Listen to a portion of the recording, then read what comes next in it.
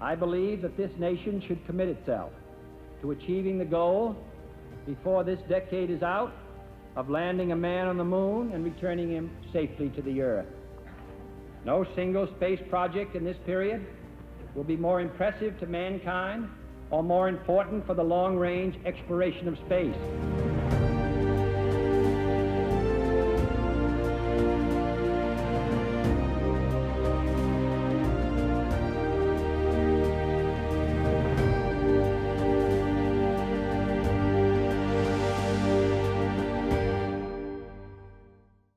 Neil Armstrong, the first man to walk on the moon, was born on August 5, 1930, in Ohio.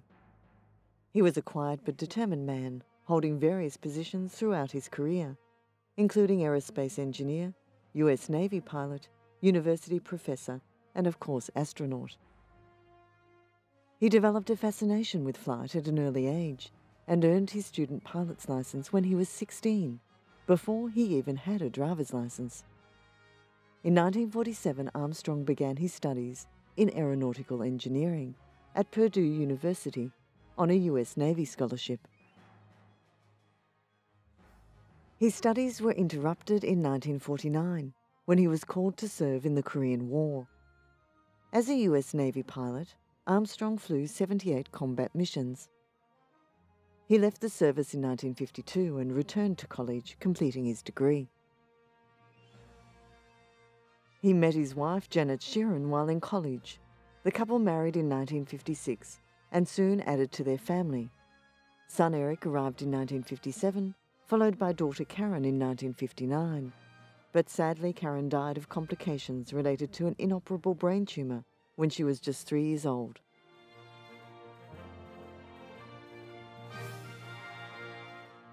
Following his graduation, Armstrong became an experimental research test pilot at Edwards Air Force Base in California.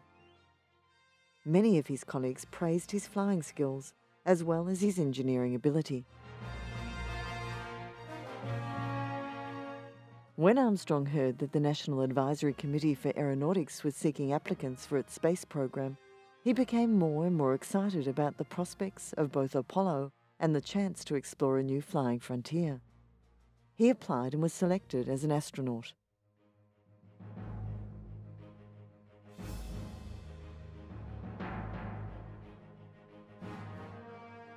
His experience and his temperament allowed Armstrong to excel in the Apollo program.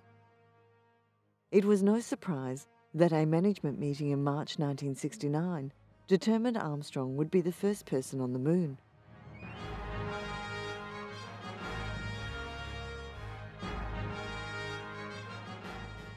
It was an achievement that would catapult him into the pages of history and forever change his life.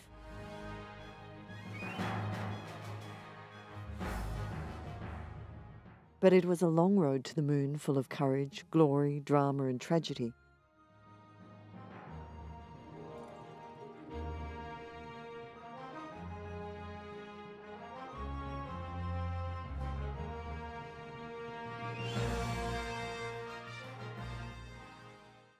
Project Mercury was the first human spaceflight program of the United States, and it had two goals: putting a human in orbit around the Earth and doing it before the Soviet Union.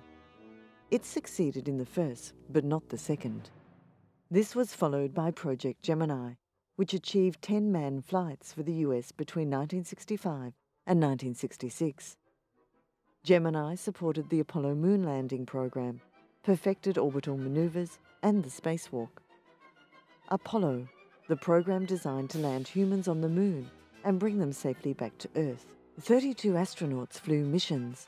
24 made it into outer space. 12 men walked on the moon. Beyond the moon, the Space Shuttle program spanned 30 years and more than 100 launches. The shuttles allowed the US to retain its position as the world leader in spaceflight after the Apollo era. The International Space Station, a home in space. Orbiting 220 miles from Earth and weighing almost 1 million pounds, with an interior as big as a 5-bedroom house. Many countries worked together to build it. A manned mission to Mars, the subject of science fiction, engineering, and scientific proposals throughout the 20th century, but since the 1960s, nearly 50% of probes and orbiters sent to Mars have failed. It began with the Cold War. At the end of World War II, even before the guns fell silent in Germany, suspicion and mistrust had defined US-Soviet relations for decades and resurfaced as soon as the alliance against Adolf Hitler was no longer necessary. Competing ideologies and visions of the post-war world prevented the Communist Soviet Union and the democratic US from working together. This resulted in simmering tension throughout the 1950s and 60s between the two superpowers, fueled by the arms race and the growing threat of nuclear weapons, espionage and propaganda. It was only natural that the struggle between communism and democracy extended into space. For the US, beating the Russians in the space race was proof of technological superiority, as well as a symbol of ideological superiority. But the Russians held the early edge. July 1957 to December 1958 was known as the International Geophysical Year. Scientists from around the world took part in a series of coordinated observations of the Earth and the stars. As part of their research, they set a resolution calling for any nation to launch an artificial satellite into orbit to map the Earth. The US announced they would take up the challenge, and so did the Soviet Union. To the surprise of many, it was the Russians who succeeded first. On October 4, 1957, a Soviet R-7 ballistic missile launched Sputnik, the world's first artificial satellite, and the first man-made object to be placed into the Earth's orbit. Sputnik's launch caught America off guard, resulting in a wave of near hysteria through the public, evoking fears that the satellite and the rockets used to power it would put the US at the Russians' mercy. Sputnik orbited Earth every 96 minutes, collecting valuable atmospheric data. It orbited for 3 months and travelled 60 million kilometres, a major achievement for the Russians, a major cause of concern for the Americans. The Soviet Union followed this feat by launching a second Sputnik the following month. A much heavier satellite, weighing half a ton, it seemed like the Russians were flexing their muscles. Sputnik 2 also carried the first passenger into space, a dog called Laika. Little was known at the time about the impact of spaceflight on living creatures, and Laika became an unwitting test subject. She did not survive. Fears were deepened when the launch of America's own first satellite, the Vanguard TV-3, failed in front of a live television audience, exploding shortly after launch.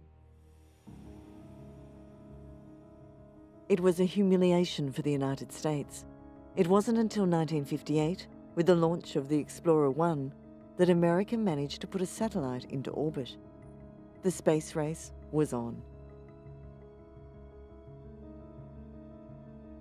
Explorer was launched by a Juno 1 4-stage booster rocket, designed by German rocket scientist Wernher von Braun, who would go on to become the key engineer in the Apollo program.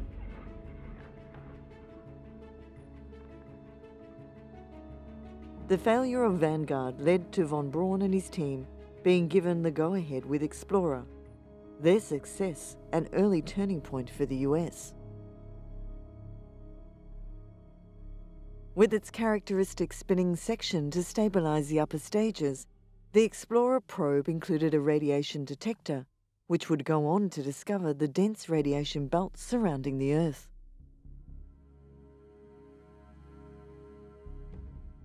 Learning from their mistakes and inter-service rivalry, and still embarrassed by the success of Sputnik, the American government formed the National Aeronautics and Space Administration on October 1, 1958. NASA was officially born.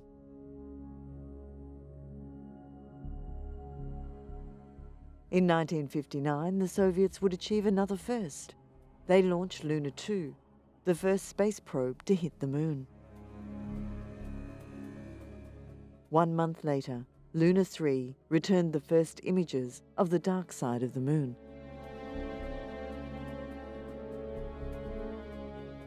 the Russians were still ahead. In April 1961, Soviet cosmonaut Yuri Gagarin became the first person to journey into outer space, orbiting the Earth in the capsule-like spacecraft Vostok 1.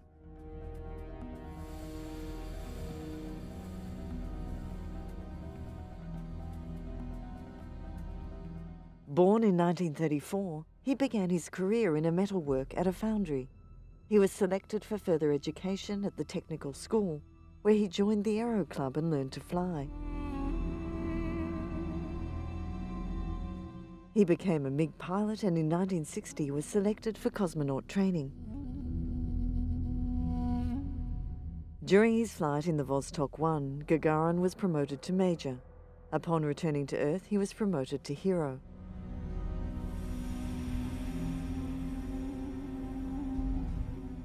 He quickly became an international celebrity and was awarded many medals and titles, including Hero of the Soviet Union, the nation's highest honor. The US needed to respond. On February 20, 1962, now 10 months after Gagarin, Colonel John Glenn became the first American to orbit the Earth.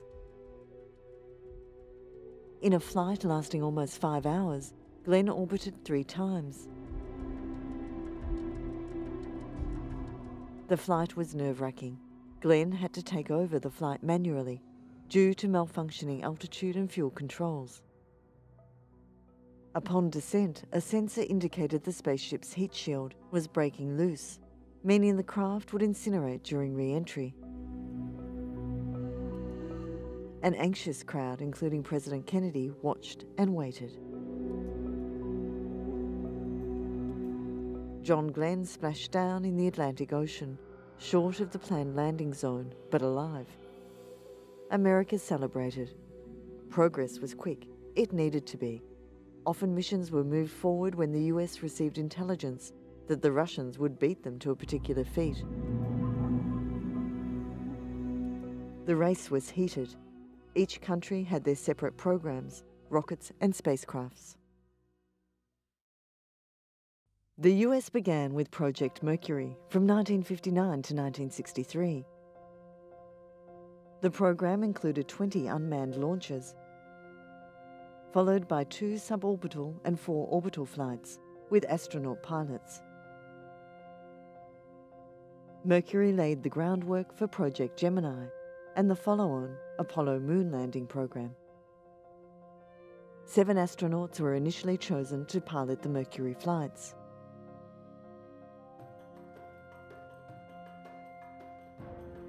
They were Alan Shepard, Virgil Gus Grissom, John Glenn, Donald Deakey Slayton, Gordon Cooper, Walter Shearer, and Scott Carpenter. The Mercury 7 became instant heroes in a camera flash. Some would go on to ride the rocket into space, some would become high-ranking NASA officials, some would even walk on the surface of the moon. In 1961, astronaut Alan Shepard piloted the first manned spacecraft, which was launched 3 weeks after Gagarin orbited the Earth. Shepard arrived at the launch pad early in the morning. He was strapped in and awaited his 15-minute flight that would see him arc out to the edge of space and then descend under a parachute into the middle of the Atlantic Ocean. The launch was delayed again and again. But eventually, Shepard made his short 16-minute non-orbital flight and became the first free man into space. 9, 8, 7, 6, 5, 4, 3, 2, 1, 0. All right, lift off and the clock has started. Yes, sir, reading you loud and clear. He was awarded a ticker tape parade and a medal from the President John F. Kennedy. It was an important step for the Americans, but Kennedy was all too aware he needed to up the ante against the Soviets and win the space race. He sent a memo to his Vice President, Lyndon B. Johnson, asking him to look into the state of America's space program. I think probably there hasn't been maybe enough emphasis on on the real goals of our program, or the first, what we're trying to do on Mercury. Actually, we're trying to put a man in space so that we can determine what his capabilities are, what he can or cannot do in space, so that we'll know how to design future vehicles better for the man. Because some of these days we're going to have power plants that will enable man to go out in space and make decisions on where he wants to go and what he wants to do, much as we do in airplanes now. When we reach that stage, then man becomes not excess baggage, but he becomes a real vital, living, necessary part of this thing. Johnson concluded, "We are neither making maximum effort nor achieving results necessary if this country is to reach a position of leadership." He recommended that a piloted moon landing was far enough into the future that it was likely that the United States could achieve it first. Kennedy took a giant political gamble. On May 25, 1961, he made a speech to Congress and set out an ambitious goal to land a man on the moon. Now it is time to take longer strides. Time for a great new American enterprise. Time for this nation to take a clearly leading role in space achievement, which in many ways may hold the key to our future on Earth. To bridge the gap between the one-man Mercury craft and the three-man Apollo craft that would take men to the moon, the US needed an intermediate program to develop and test all components and procedures. The Gemini spacecraft was designed and developed by Canadian aircraft engineer Jim Chamberlain. The spacecraft was capable of making major changes to its orbit and altitude. It had a complete maneuvering system with onboard computer control. It incorporated 2 hatches, one for each astronaut. The design also incorporated ejection seats. In case of a launch abort, the astronauts would eject individually and parachute down. The Gemini program achieved significant milestones. The first American spacewalk was performed by astronaut Edward H. White on June 3, 1965, with Gemini 4, the second manned Gemini flight. Once in orbit, White opened the hatch and stood outside his spacecraft. Attached by an umbilical cord, White tested a handheld maneuvering unit and stayed outside his craft for a then record 21 minutes. Months earlier, cosmonaut Alexei Leonov had performed the world's first spacewalk, but internal pressure caused his spacesuit to balloon and stiffen. Leonov became stuck when he tried to re-enter the airlock head first. He needed to drop some of his suit's pressure to scramble inside, exerting himself and overheating his spacesuit. Thanks to more advanced technology, White did not suffer the pressure problems that had plagued Leonov. Arguably, this moment was the point where the Americans took the lead in the space race. The success of Gemini gave the US the confidence to surge ahead with Apollo. At its peak, the Apollo program employed 400,000 people and required the support of over 20,000 industrial firms and universities. But it began with tragedy. On January 27, 1967, astronauts Virgil Gus Grissom, Edward H. White and Roger B. Chaffee died in an electrical fire during a pre-launch test. It was a rehearsal for launch that was meant to be non-hazardous, as the spacecraft contained no fuel and all pyrotechnic systems were disabled. The astronauts were strapped into the command capsule and the hatch was bolted shut. A voltage transient was recorded with the countdown on hold at T-10 minutes. Moments later, a fire broke out. The crew attempted to escape, but the high cabin pressure caused by the flames made it impossible to open the hatch. The fire, likely caused by an electrical spark and fed by the capsule's pure oxygen atmosphere, took only 17 seconds to consume the entire cabin. Trapped inside the command module, the 3 astronauts never stood a chance. The tragedy delayed the manned phase of the Apollo project for 20 months and forced a dramatic redesign of the Apollo command module as well as procedures. This included removing all flammable materials from the cabin, correcting over 1,400 wiring problems, and even replacing the spacesuits with more flame-resistant material. The mission name Apollo 1 was retired to commemorate the fallen explorers, and all subsequent flights would be numbered sequentially. Apollo 4 was the first test flight for the Saturn V, the launch vehicle that was ultimately used by the US Apollo program to send the first astronauts to the Moon. Apollo 4 flew without a crew and was an all-up test, meaning all rocket stages and spacecraft would be fully functional on the initial flight, a first for NASA. The mission lasted almost 9 hours, splashing down in the Pacific Ocean, achieving all mission goals. NASA deemed the mission a complete success because it proved the Saturn V worked, an important step towards achieving the Apollo program's primary objective, landing astronauts on the Moon and bringing them back safely before the end of the decade. In 1968, Apollo 7 became the first successful manned mission in the Apollo space program, and the first after the Apollo 1 disaster. An 11-day Earth orbital flight, the mission was designed to check life support, propulsion and control systems. Its success gave the US the confidence to launch Apollo 8 around the Moon 2 months later.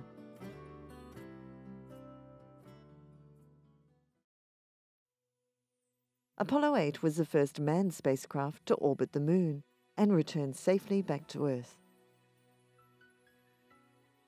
Astronauts Frank Borman, Jim Lovell and William Anders orbited 10 times in 20 hours and became the first men to see the Earth as a whole planet and the first to see the far side of the Moon.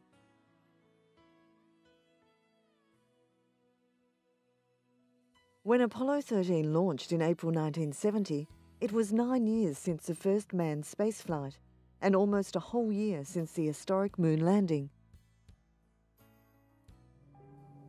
Auto sequence initiated, flight. Roger. Flight booster. Go. S4B pre-press complete. Roger. Flight booster. Ignition, flight. Roger. Roger. Clock start, flight. Roger. Thrusters go, all engines. Roger. Okay, Fido, how's it look? Looks good here, flight. Good agreement. Okay, booster, how do you look? S1C looks good, flight.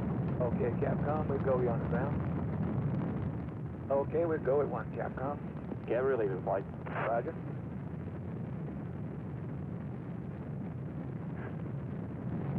Booster, how do you look? We look good, flight. We'll go. Okay, Fido. We're go, flight. Looks good here. The flight began seemingly routine and calm, but 56 hours after launch, a chain of events caused by an electrical fault led to a catastrophic explosion in the spaceship's service module and the loss of most of its oxygen supply. Houston, we've had a problem. We've had a main B bus undervolt. You see an AC bus undervolt there, guidance? Or, we may have had an instrumentation problem, flight. Roger. And we had a pretty large bang associated with the caution and warning there. The undamaged lunar module became a lifeboat for astronauts Jim Lovell, Fred Hayes and Jack Swaggart, and their only hope of survival. The evacuated command module was shut down completely, something never considered before. It raised many questions and concerns as to whether the systems could be restarted again in flight. Mission Control needed to perform a miracle to save their astronauts. It was quickly decided to make a slingshot return to Earth, or a free return trajectory, let the spacecraft swing around the Moon and slingshot back towards Earth. But more problems followed. Carbon dioxide levels in the lunar module were becoming dangerously high. Soon, the air would become lethal.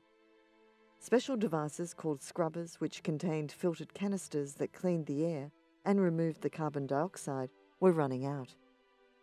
The command module contained more scrubbers. The problem? They were of a square design. The lunar module canisters were round. In one of the great feats of NASA engineering, they had to make a square peg to fit a round hole. On the ground, an adapter was fashioned from materials the crew had available in the LEM. Cardboard from a checklist, plastic bags, and tape. After checkout in an environmental chamber, the directions for construction were sent up to Aquarius. At this point in time, I think the partial pressure of carbon dioxide was reading about 15 millimeters. And we constructed 2 of these things and put them online, and I think within an hour, the partial pressure of CO2 was down to 0.2. Rounding the moon, the module's engine was employed once again to increase the spacecraft's velocity for the return coast. The crew had now to wait in the cold and dark conditions with little communication from the ground, little water, and cold rations. Apollo 13 successfully returned to Earth and splashed down in the Pacific Ocean. In early 1977, a fascinating silhouette appeared at Edwards Air Force Base in California. A Boeing 747 was rolled out to the runway. Affixed to its back, a new kind of spacecraft, the reusable space shuttle. The Space Transport System, STS for short, was to be a great leap forward in space transportation. It was a reusable launch vehicle that could carry large payloads to orbit, then return to Earth as an unpowered glider, where it would be quickly turned around and readied for another flight. The shuttle would become the most advanced and complex machine ever built. It would be a 2-stage vehicle. The shuttle, with 3 main engines, fed from a large external tank, which had strapped to it 2 solid reusable rocket boosters. Columbia was the first shuttle in NASA's orbital fleet. Piloted by astronauts Robert Crippen and veteran John Young, the first flight launched on April 12, 1981. The shuttle performed exactly as had been predicted by computer simulation. The following year, operational flights began. The Space Shuttle fleet was used on a total of 135 missions from 1981 to 2011, all launched from the Kennedy Space Center, Florida. Major missions included launching numerous satellites, interplanetary probes, the Hubble Space Telescope, conducting space science experiments, and later constructing and servicing the International Space Station. But tragedy did occur. In 1986, an external tank ruptured and disintegrated on the Space Shuttle Challenger. The shuttle broke apart over the Atlantic Ocean only 73 seconds after launch, killing all 7 crew members. One of the duties of space shuttles was servicing space stations. A space station is a spacecraft capable of supporting a crew, which is designed to remain in space for an extended period of time, and to which other spacecraft can dock. The Russian space station Mir is the most famous. Mir soared as a symbol of Russia's past space glories and her potential future as a leader in space.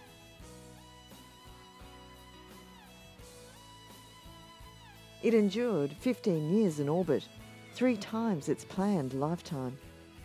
It outlasted the Soviet Union that launched it into space. It hosted scores of crew members and international visitors.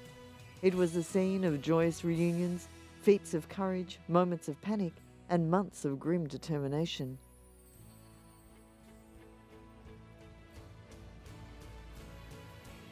It suffered dangerous fires, a nearly catastrophic collision, and darkened periods of out-of-control tumbling. After more than 86,000 total orbits, Mir re-entered Earth's atmosphere on Friday, March 23, 2001.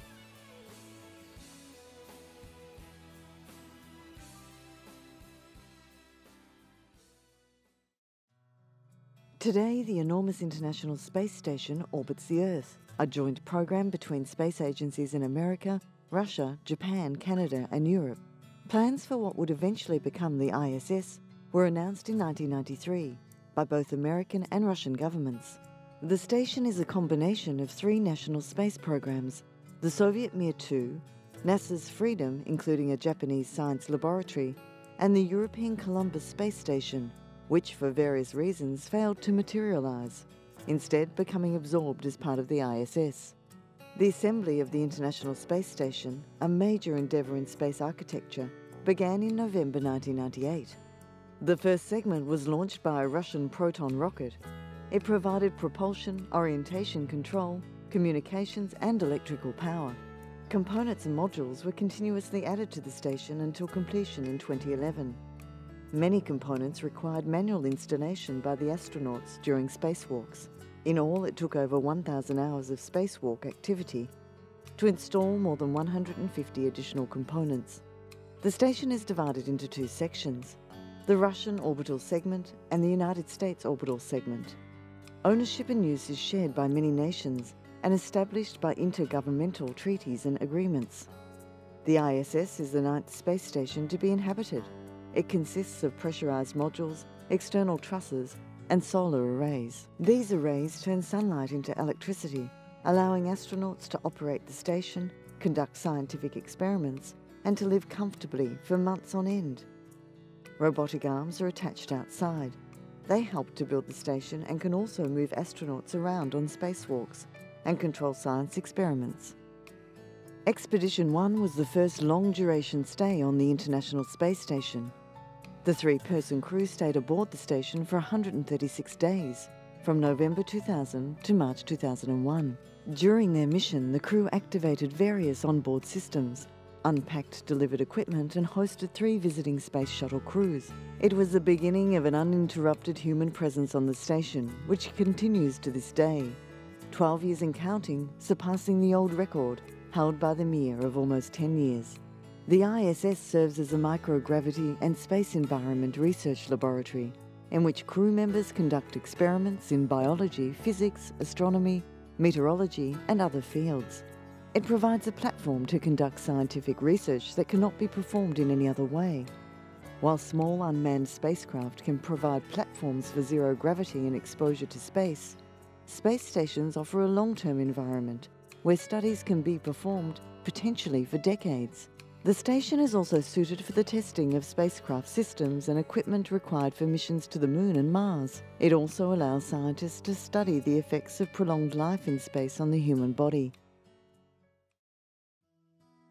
Due to the complexity involved in engineering an interplanetary journey and the millions of variables that cohere with every mission, the exploration of Mars has experienced a high failure rate. Roughly 2/3 of all spacecraft destined for Mars have failed before completing their missions, with some failing even before observations could begin. Still, manned missions to Mars have already been proposed. In 2010, a bill was signed in the United States, authorizing manned missions to Mars by the 2030s. Hope buoyed by missions to Mars that have succeeded, even missions which have met with unexpected levels of success, such as the twin Mars exploration rovers operating for years beyond their original timeframes and goals. There have been 4 successful Mars rovers: Sojourner in 1996, the twins Opportunity and Spirit in 2004, and the latest, Curiosity, much larger and more advanced than any other rover. This MSL rover, called Curiosity, actually is the most complicated, most complex, and most capable system ever put on the surface of another planet. In fact, it might be the most complex interplanetary explorer that we've ever developed. The challenges of building something like that with all the parts that are involved, all the discrete parts, all the interfaces, and all the testing, and the ability to maintain not just the documentation, but all the drawings, the test flows, the verification items, is a very complex task in itself. Curiosity has a 2.1 metre long arm with a cross-shaped turret holding 5 devices that can spin through a 350-degree turning range. The arm makes use of 3 joints to extend it forward and to stow it again while driving. It has a mass of 30 kilograms and its diameter, including the tools mounted on it, is about 60 centimetres. It is designed with 17 high-resolution cameras to look for features of interest on Mars. If a particular surface is of interest, such as a rock, Curiosity can vaporize a small portion of it with an infrared laser and examine the rock's elemental composition. If the rock warrants further analysis, Curiosity can drill into the ground and deliver a powdered sample to the 2 laboratories inside the rover.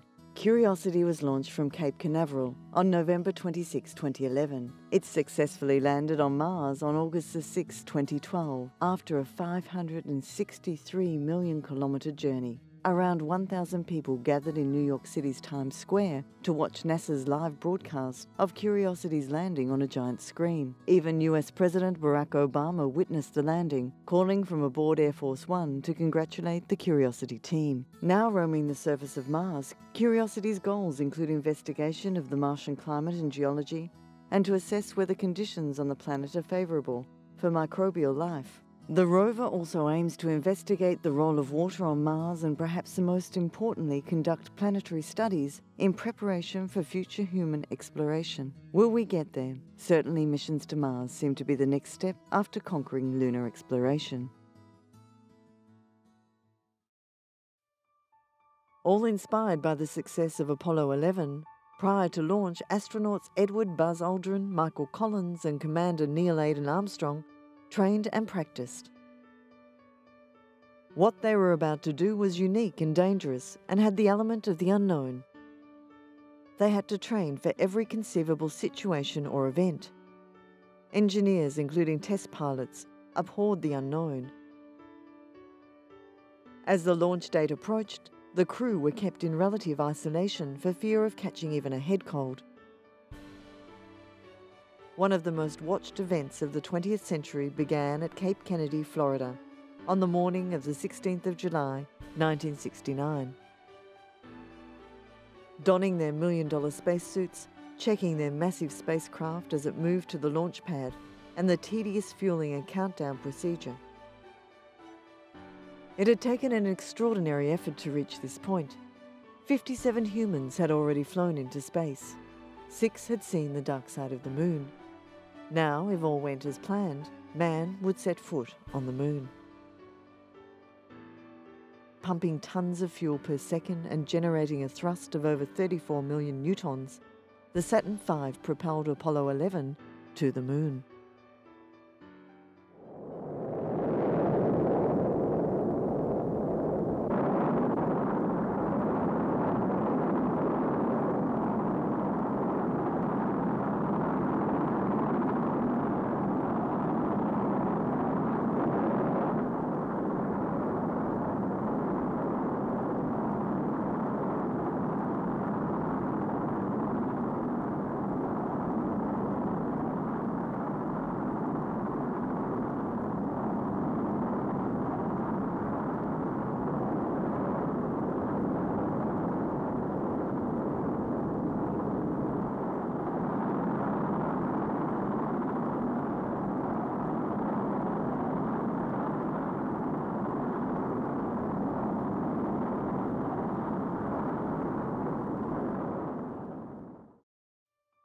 Back on Earth, the media followed every step of the way, some broadcasting 24 hours a day, newspapers putting out special editions, radios working overtime, keeping the public informed.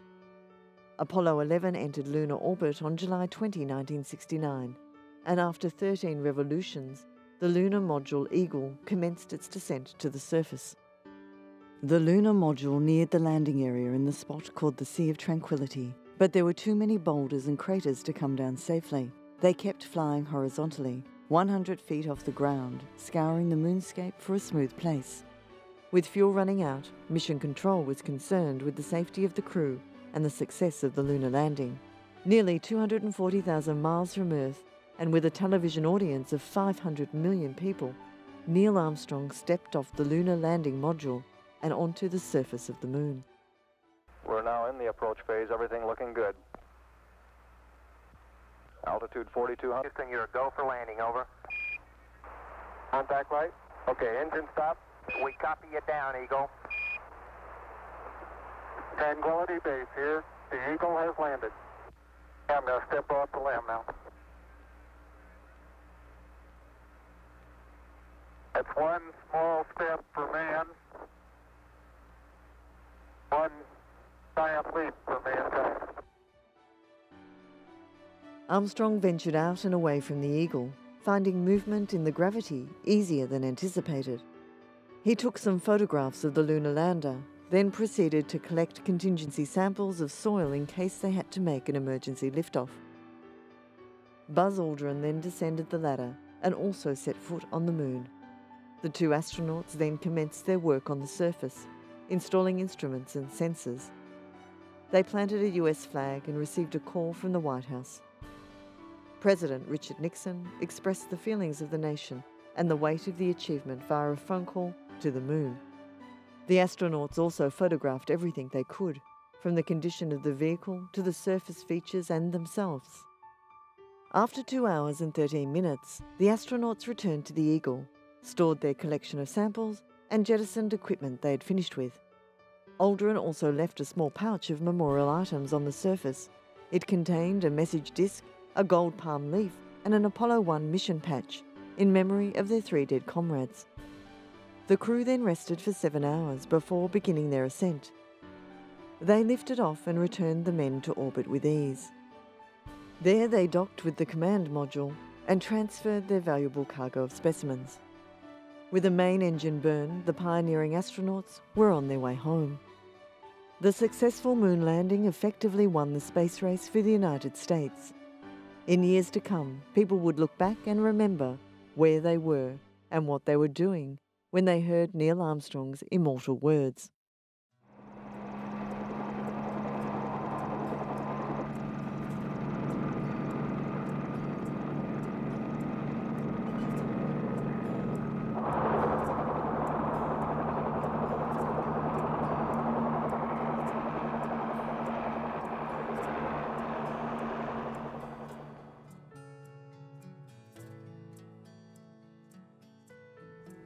Some way, when those 2 Americans stepped on the moon, the people of this world were brought closer together. That it is that spirit, the spirit of Apollo, that America can now help to bring to our relations with other nations. The spirit of Apollo transcends geographical barriers and political differences. It can bring the people of the world together in peace. Upon returning to Earth, the 3 astronauts were quarantined for a period of 3 weeks to ensure they hadn't picked up any unknown pathogens or microbes from the moon. Then Armstrong and the crew embarked on a goodwill tour. Dubbed the Giant Leap Tour, they were greeted and adored by millions of cheering people around the world. Many nations released commemorative stamps and awarded medals to the great explorers. In Los Angeles, President Nixon personally presented the astronauts with Presidential Medals of Freedom. Armstrong announced shortly after the Apollo 11 flight that he did not plan to fly in space again.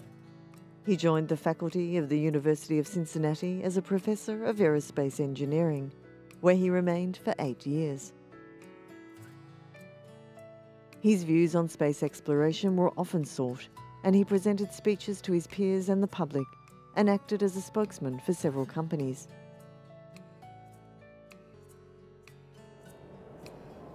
All that we have accomplished in space, all that we may accomplish in days and years to come, we stand ready to share for the benefit of all mankind. As we explore the reaches of space, let us go to the new worlds together. Not as new worlds to be conquered, but as a new adventure to be shared. Throughout the United States, there are more than a dozen schools named in Armstrong's honour, and many places around the world have streets and buildings that honour the astronaut too. Armstrong accepted that he would always be remembered as the first man on the moon. Despite his fame, he was a humble and private man. Friends and peers described him as the consummate team player. Armstrong and his first wife divorced in 1994. He spent his final years with his second wife, Carol Held Knight, in Indian Hill, Ohio. He continued to be honoured and awarded throughout his life for his accomplishments. In 1999, he received the Langley Gold Medal from the Smithsonian Institute for outstanding contributions to the sciences of aeronautics and astronautics. So we, the Apollo 11 crew, are enormously appreciative of being asked to receive this Langley Medal. And we do so on behalf of all the men and women of the Apollo program. Some of my fellow Apollo crewmen who are here in the audience today, our wonderful space shuttle crews who are here, who are with us today, and many of you who worked on Apollo. Neil Armstrong died at age 82 on August 25, 2012, several weeks after undergoing heart surgery. His achievement and his legacy are forever cemented in history. Actually, having been somewhat surprised the fact that we were able to make a successful touchdown, I realized I was going to have to say something. But there wasn't anything very complicated when you just think about stepping off why it seemed to follow. An explorer, a pioneer, and an inspiration for generations to come.